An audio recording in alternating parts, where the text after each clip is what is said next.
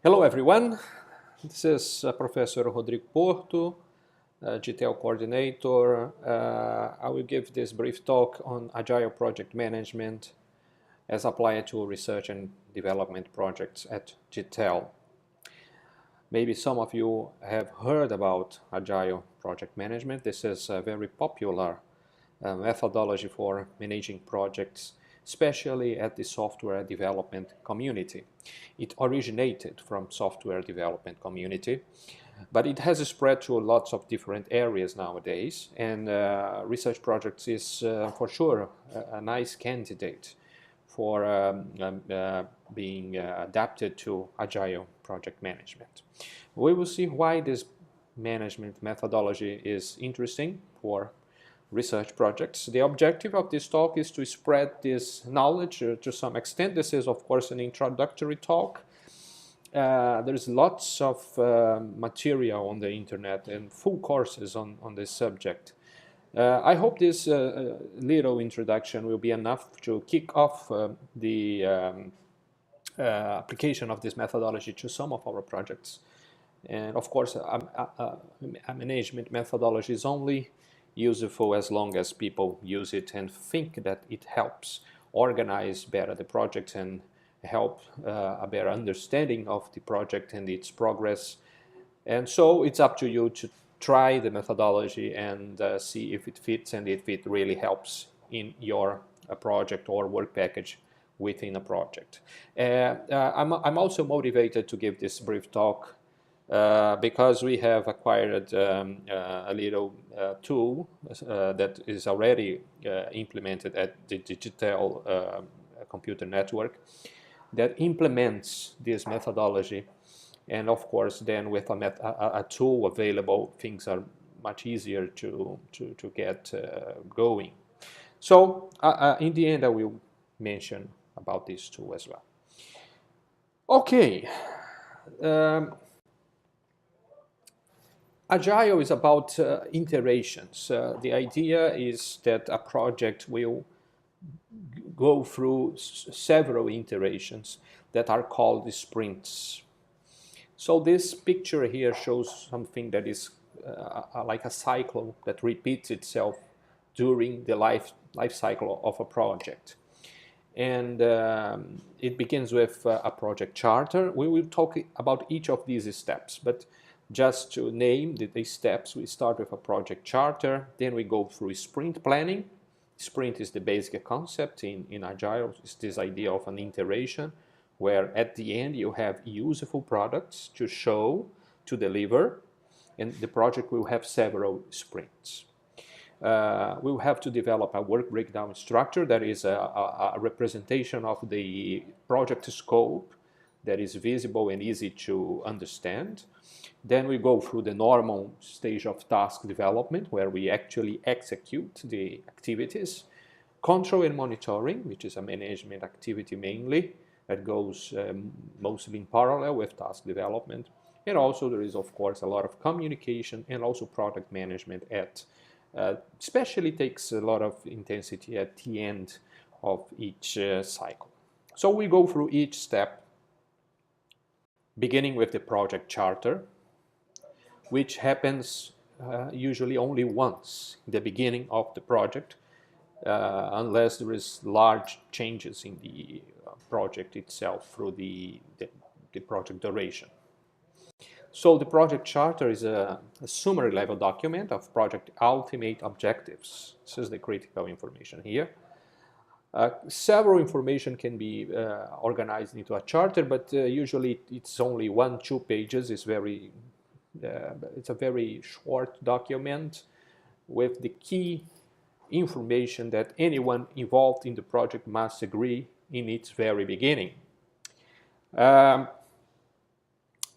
This document delineates the bigger picture of the project, and it must point to a more detailed technical description. So it's not a technical description. We already have, in most R&D projects, we have a more complete and thorough description of the project scope in a separate document.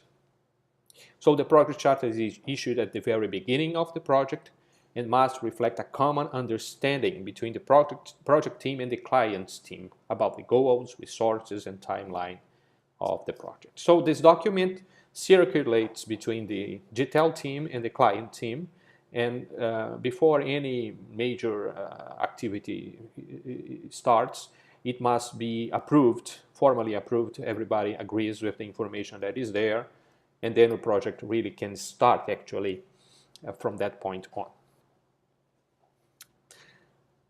Before going further, it's important to understand what is a product in the context of R&D projects. This is quite obvious, but let's make it very clear anyway. Products are anything tangible, visible, useful that comes from the project. And this is, of course, a consideration that is made by the client, not by us. So the client must think it is visible and it's useful.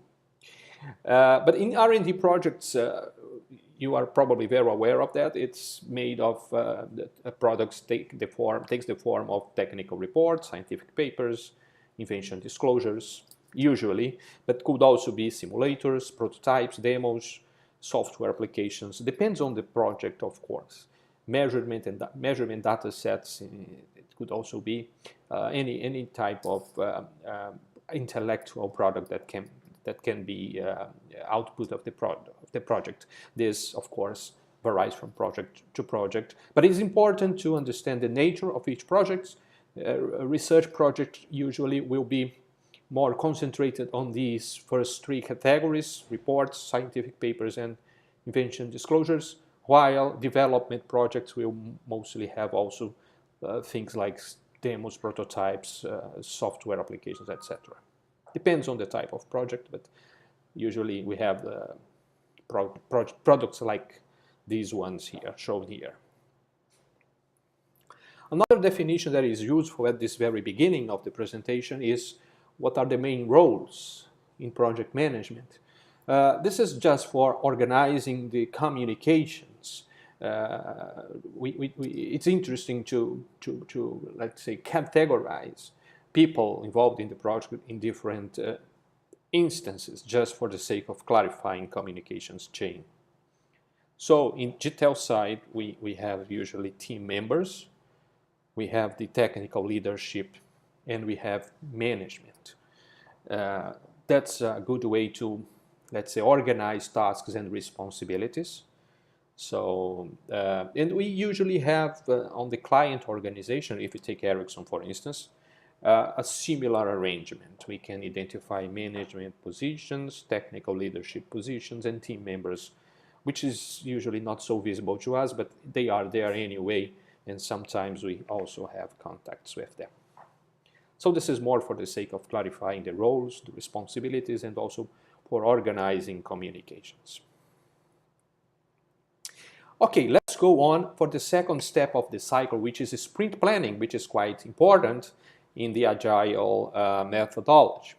So what is a sprint? This is a basic definition of sprint. It's a time period defined for the delivery of a set of products. Okay, so it's a fixed time period, and within that time period, we have a set of products to deliver. Okay, so that's very important. There should be a useful product, or at least a useful version of a product. By useful, it means it can be used for its purpose. For instance, if this is, we have a long research, 2 years research on massive MIMO, for instance, but in that sprint particularly, we are aiming at a specific algorithm, which might not be the ultimate algorithm, but we want a useful, functional algorithm at the end of the sprint so that it can be published as a, let's say, as a conference paper. Although we envision that in the next sprint, we're going to extend the algorithm and it will be published at the end of the next sprint as a journal publication. So it can evolve. But at the end of the sprint, we should have a useful product. In our case, for research projects, it's an idea that is encapsulated into a publication. Even it could be also only a report, but usually could be also a paper or an invention disclosure as well. So this is key. At the end of the sprint, every member of the project should have something to show that is concrete, that is completed and functional. It could continue in the next sprint, but at that point in time, we have a concluded, useful, functional, in our case for research projects, let's say ready for being reviewed for a publication or ready for being submitted for a publication. Each sprint begins with a sprint planning session. So the team will gather together and will define the which products will be delivered at the end of the sprint. And there, of course, will be a number of sprints during a project. For instance, in our research projects in the Ericsson program, even if we have not called a sprint, it has been like that for many years now. We have this 6-month period where the report is delivered, and this has forced us to work on time boxes of 6 months, right? So we could continue with that for Ericsson, for instance. Some project or work package could choose to, for instance, work with 3 months, a 3-month sprint. In this case, there would be 8 sprints instead of 4 sprints for 6-month sprints. It's up to the management and technical leadership within the team, of course, to discuss and define the sprint duration. The point is the sprint duration is fixed throughout the project. We already know how many sprints there will be, so it will help to, let's say, establish a pace of output production throughout the project. For the Ericsson projects in particular, I see either a 6-month, which has been the usual approach, or it could be a 3-month as well, for giving a little bit more of a little faster pace for delivering intermediary results, of course, as well, not only final results. 5 steps in the sprint planning. So the sprint planning is very key because there will be a commitment between all team members after this sprint planning session about what everyone is committed to deliver at the end of the sprint. So it's very important to be quite accurate in this planning because it will create a commitment between the management, the technical leadership, and the team members. So the 5 steps: identify stakeholders. It's not a complicated steps, basically to remember who will be the client in this sprint. Usually it doesn't change much from one sprint to the other. It's the step number 1. Step number 2 is define products. It's the key activity. Define products to be delivered. Okay, and this will have a relationship with the WBS that I will explain in the next slide. And step 3 is define product owners. Okay, so this is that important step where we'll allocate people to tasks and to products, actually, to products. We'll allocate people to products who are responsible for each product. The suggestion here is that ideally 1 person responsible for each product. 2 are okay, although it's interesting that 1 could be the main product owner. Product owner is also a technical term from this Agile jargon. Okay, more than 2 persons responsible for a product requires more management attention and closer monitoring. I'm not saying that it can't be done. Of course it can. I'm just calling the attention that for management and technical leadership, it will be a bit harder to follow because probably this will be a more complex delivery. When you need 3 or more people involved in one single delivery. It's also interesting to check if that product can't be broken down into 2 smaller ones. It's also here is not a rule. These are just remarks. And our remarks mainly from a management perspective. So if you have 1 person associated to one delivery, this is very easy to management to ask about progress, right? Because we have a one-to-one mapping. But this is not should be the let's say the driver for defining how many people are involved in one product. The driver is technical. The driver is the success. The driver is the final delivery of a functional product at the end of the sprint. If you need 2, 3, or 4 person in one product, there's no problem. If you really need that, there's no problem. But check if you can break down this product into smaller ones. It's one possibility. Or engage more carefully in management of these more bigger, complex products that require more people involved.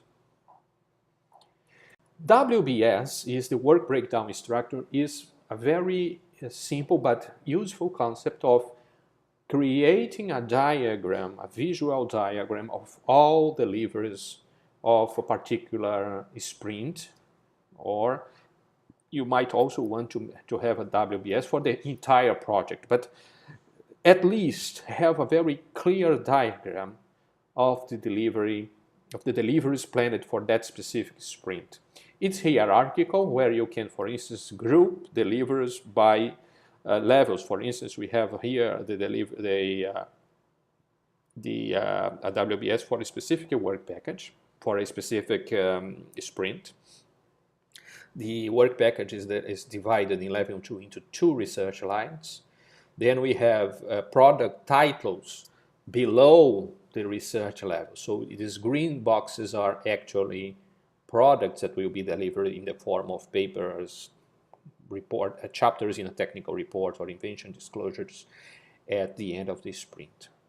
If you have a very complex, that idea I just mentioned, very complex products like this one in the pink box, you could think of breaking down it a little bit further and having, for instance, 2 final products associated to this larger one. So we have this pink box. It has been broken down into 3 boxes. The 2 green ones are actually final products, as the ones in the other boxes. But there is also this gray box, which is an intermediary product. It's not a final one. Okay, it's a product. It should be delivered probably before the end of the sprint, because if it is something that is intermediary, it's something that probably useful for the conclusion of the 2 other products. This is optional, okay, to show this intermediary product within the WBS. It wouldn't make a large difference if this gray box is omitted here, but it's up to the people who are working they want to highlight, because probably this is a very important intermediary product. But ultimately, the WBS is orientated towards the final deliveries of the sprint. These are the mandatory boxes that you should put up here, and that they should be very visible here, because these are the commitment of the team about the product that will be delivered at the sprint conclusion. This diagram is useful, okay? It shouldn't be extremely detailed, because it will be a bit polluted visually to be useful, but it should contain these main deliveries.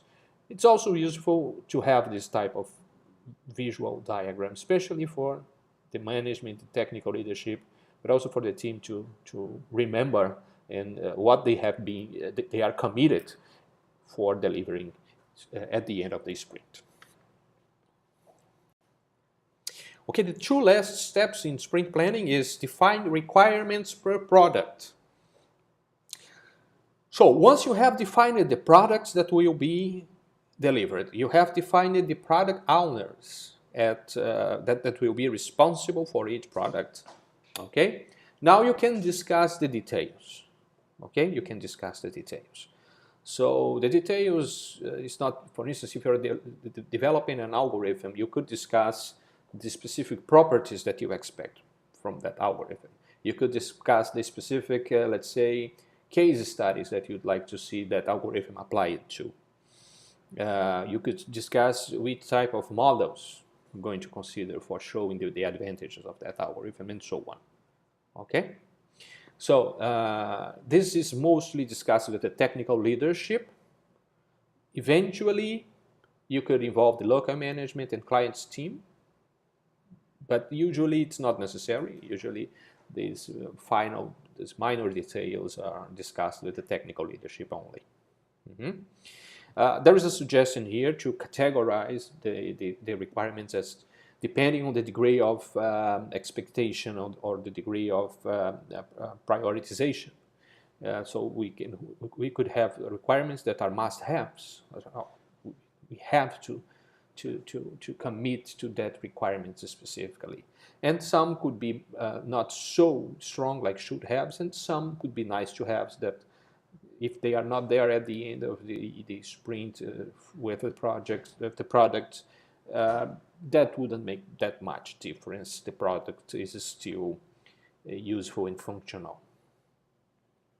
Not all requirements need to be defined and frozen up front. This is a research project, and as such, it's normal that we have some fluctuation on the expectations as the research progresses. But for sure, some requirements must be agreed on the beginning of the development of each product. Okay. The final step: define tasks per product.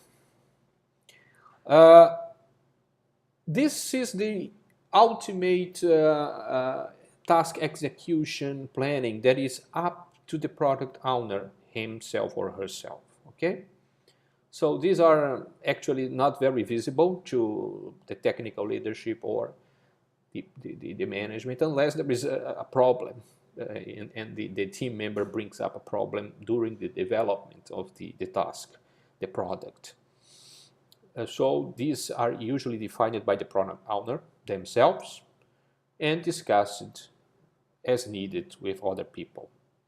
Okay, but of course it is there. Someone that has a product to define will define specific, smaller, microscopic day-to-day tasks, and this could come about in meetings during the execution phase. One remark that is important is to explain what is the degree of stability of each of these 5 steps. So my view here is that three key areas are should be quite stable, which are the stakeholders, that is the people involved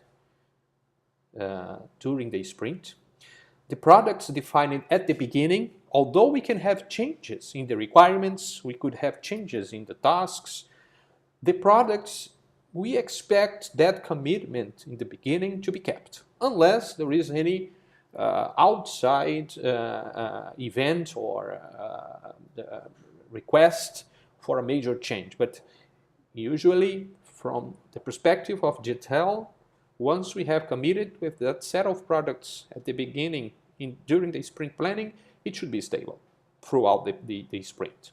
Okay. Also, the product owners, we hope that the product owners doesn't change, which is always risky if people that are responsible for one product leave the team, or we have to change these responsibilities during the execution. So we try to not we try to make those 3 steps quite stable. Requirements and tasks are prone to changes and should be as we progress through the research. So requirements of medium, expectation, and tasks could be changes that will no problem at all. Okay, so we go to task development. Once we have that planning in place, all right, we could just go ahead and have task development as the next step. And here there's not much to add to what most of you are used to. This is just an example of typical steps or tasks that anyone involved in research is quite used to, like review the technical literature, identify relevant scenarios and models, selection of tools, conception of algorithms, development of simulation models, performance evaluation, etc., and concluding with the writing or submission of an encapsulated product with the results that you have developed through the sprint. So here is the actual work of the product owners along with technical leadership and management to carry out the work that has been planned during that sprint planning step. Control and monitoring is a step that is mostly responsibility of technical leadership and management. We have some suggestions here. One idea is to have some control points along the way. These points could be like short presentations about the progress of each product.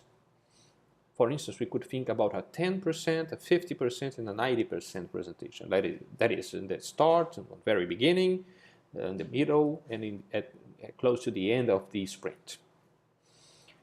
In this first presentation, 10% presentation, you could present what is the product that you are working on. What's the problem involved? What are your initial insights about the solution? How you plan to tackle that problem? How you plan to go ahead, etc. It could be interesting. Let's say if we have a 6-month sprint, that could be maybe 2 weeks after you started your work, and then you have 2 or 3 weeks, let's say, and then you have an initial insight about what are you going to do through the rest of the sprint. A 50% presentation could be your midway progress, and a 90% presentation is mainly about the results you have reached, maybe before you start actually to write a paper or a report chapter. In the management perspective, the idea of quality assurance in the case of research projects is basically related to keep the procedures in place. So management is concerned with following these steps and producing the reports and actually getting the assurance that everything is in place, all the communications procedure, all the contract issues that are involved usually in this type of projects, etc. So it's a general monitoring of technical and management procedures. Also, technical leadership and management mainly are important, are concerned with keep the team with active collaboration, which means a good environment. People collaborate, people discuss openly, help each other to some extent within the responsibility limits of each member. And also part of the team, of the technical leadership and management responsibilities is the monitoring of production goals and change management, which I explain in the next slide. Change management is probably one key important step for management to take a lot of attention. Is if we need to change the original commitments that were defined during sprint plan, we should be very careful about that. As I said, we expect a high degree of stability for the products that are committed for that sprint. Okay? A change means that a product will be removed from the WBS or a product will be included in the WBS. All right? So this is an important management event because we are changing the original commitments. So the idea is that the relevant stakeholders must be informed. So the local management, the technical leadership, the team, and eventually the client representative too should be also informed. This could be evaluated case by case. But ideally, if we did a good sprint planning session, we should avoid that. So, okay, there will be a chance, remember, at the beginning of the next sprint, to define a new WBS. So if you came up with an idea that is very interesting through the middle of the current sprint, it might be a good idea to elaborate a little bit, but to formalize it as part of the project task, as a product to be delivered in the beginning of the next sprint. Okay?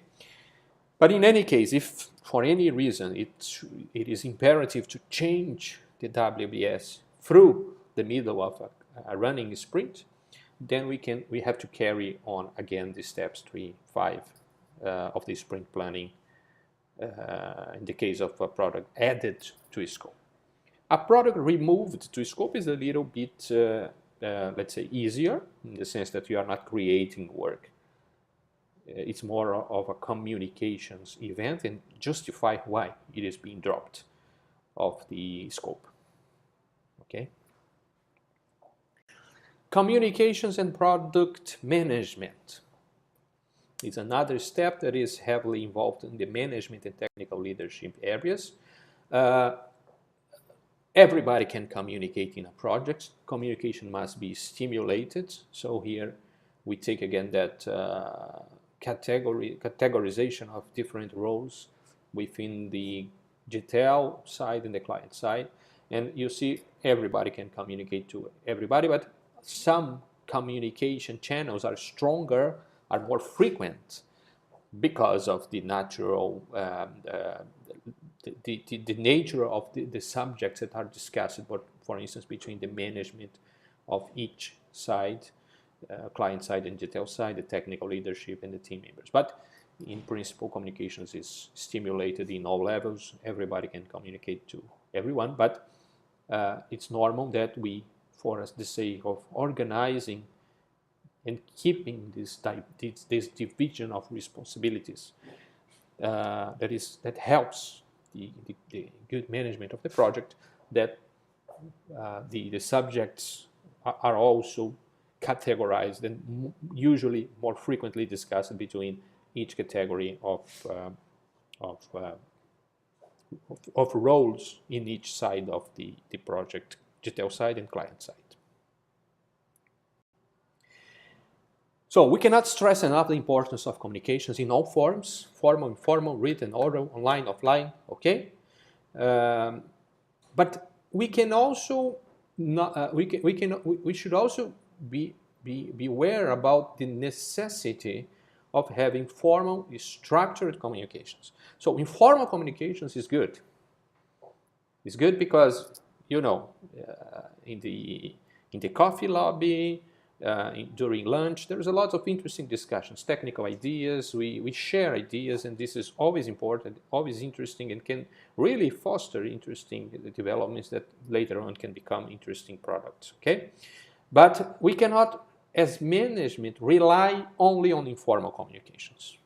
It must be stimulated, but we cannot rely only on that. So we should have formal, structured communications that are more formal, that are controlled in the sense that they have dates, they have a frequency of happening. Okay.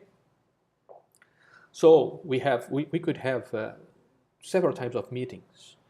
Regular meetings are probably the meetings that most of us are used to. They have dates, they have a duration, they have a calendar, they are regularly held. Okay. Stand-up meetings is a type of meeting that is very popular in Agile management. Stand-up meetings are daily meetings, short daily meetings.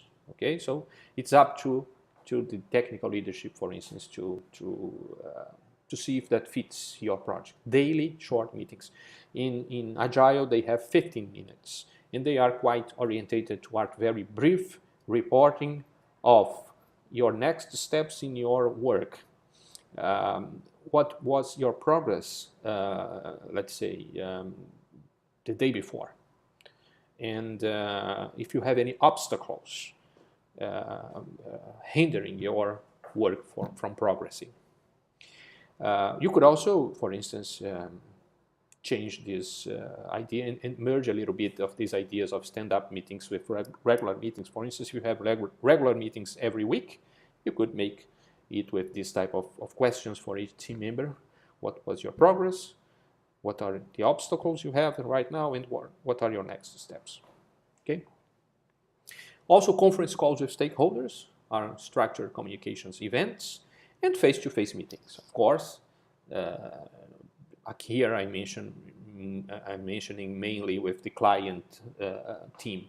Okay, so workshops, visits to the client site, or vice versa, internships, etc. Progress reporting is also part of the communications activity of the Agile cycle. Progress reporting is mainly a responsibility of management, aided by the technical leadership, and from the team perspective, it's not very much important.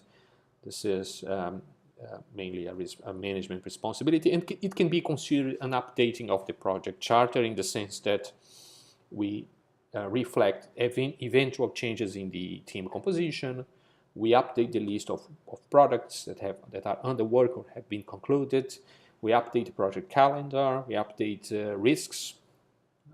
Risks is also something that management must have an eye. If there is any important risk arising in the project, that must be communicated to the client or discussed, etc. So this is, for instance, in Ericsson, progress reporting is done every 3 months. We had a project with LG that progress reporting was done on a weekly basis. So it depends a lot on the client view of how much control the client wants to have about the project progress. Okay? We usually include, and you could also do that in your own internal meetings, an indicator about the stage of development of each product. Okay, so it has a lot to do with that task management steps that I showed before. It's like stage 1 is still in the literature review. Stage 2, you're on analysis and modeling. Stage 3, development, programming, testing. Stage 4, simulation, experiment running, results analysis. And stage 4, you're writing or submitting, preparing for submitting a final version of your work or your product. We usually include that type of stage indicator in an intermediary progress report within a sprint. But it is expected at the end of each sprint, all products are in stage 5. Product management is just the encapsulation of the results in a publishable, presentable format. Okay? It involves this as a first step. So we are here nearing the end of the sprint, and we need to encapsulate the results, everything you develop during the sprint, into a publishable format. It could be either paper, IVD, presentation, a demo or prototype, etc. We also need to ask clearance for publication or clearance permission for publication in many cases. We have to manage the actual submission, the delivery of the product. It's also part of product management to give visibility, okay, to a product. For instance, we could, for instance, if you have a nice publication that is approved in a previous step of the project, we could make a communications event here for showing the importance of that product. So the idea of promoting the product is also interesting to see in a case-by-case basis. Asking for feedback, providing corrections, feeling the product as a consolidated results in the progress report. So there are a lot of small steps here involved with a product. Which is important. What is important here to stress is once you begin, you conclude to write a paper. It is not even if you publish the paper, That's not the end of it. Okay, it still lives through some further activities, management activities, communications activities, so that this product could be properly registered, visible to the client. Okay, so it's a look that we have in the management instance of the project to keep the product alive, and so that it is visible and properly registered for counting as any statistics in favor of your project. We are almost at the end. The sprint review is a final recommendation that is optional but recommended. It's shortly after a sprint's conclusion and before the next one. Let's conduct a sprint review session, which means let's try to capture positive and negative experiences, of course, to reinforce the positive ones and to have that expectation to avoid the negative experiences in the next one. Okay, so we want to discuss what went well. It must become routine. What went wrong, why it went wrong, and how can we avoid it to happen again.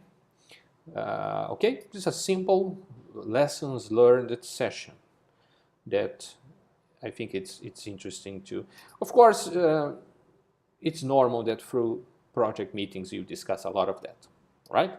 But it's nonetheless interesting that at the end of the sprint, so we have concluded the sprint, we have gone through all the sufferings to deliver the products, that we make one more let's say specific meeting.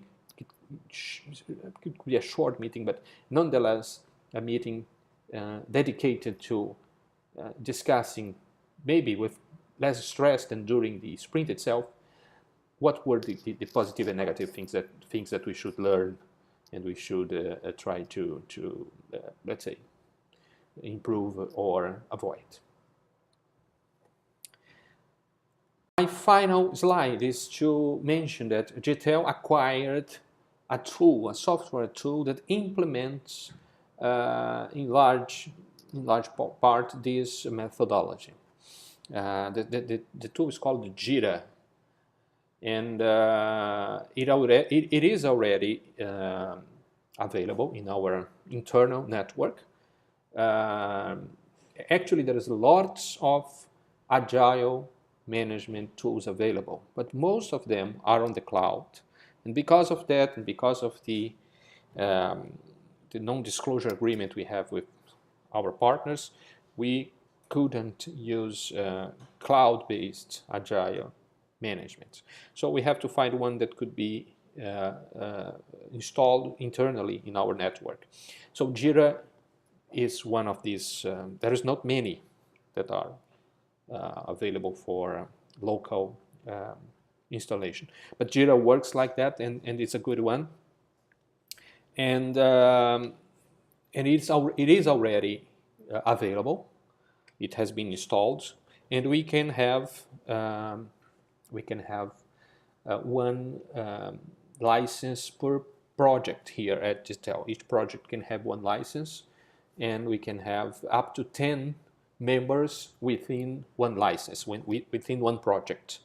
Okay, and then you can actually manage lots of these tools and steps that I have just mentioned here at Jira.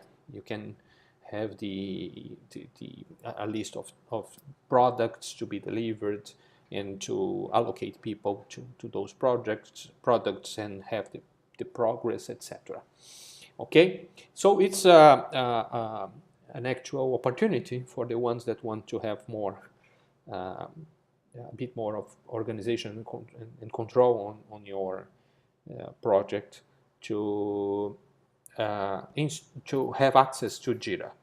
Okay, if you have any more questions, or if you are interested in learning a bit more on that, you can show up at my office. For the technical leaders of each project, also come and talk to me about how to actually have access to the Jira tool. Okay, so thank you very much. I hope this talk has been interesting for many of you, and let's discuss later on what are the implications and the benefits, eventual benefits that you'll find out on using this approach in your projects. Okay, bye.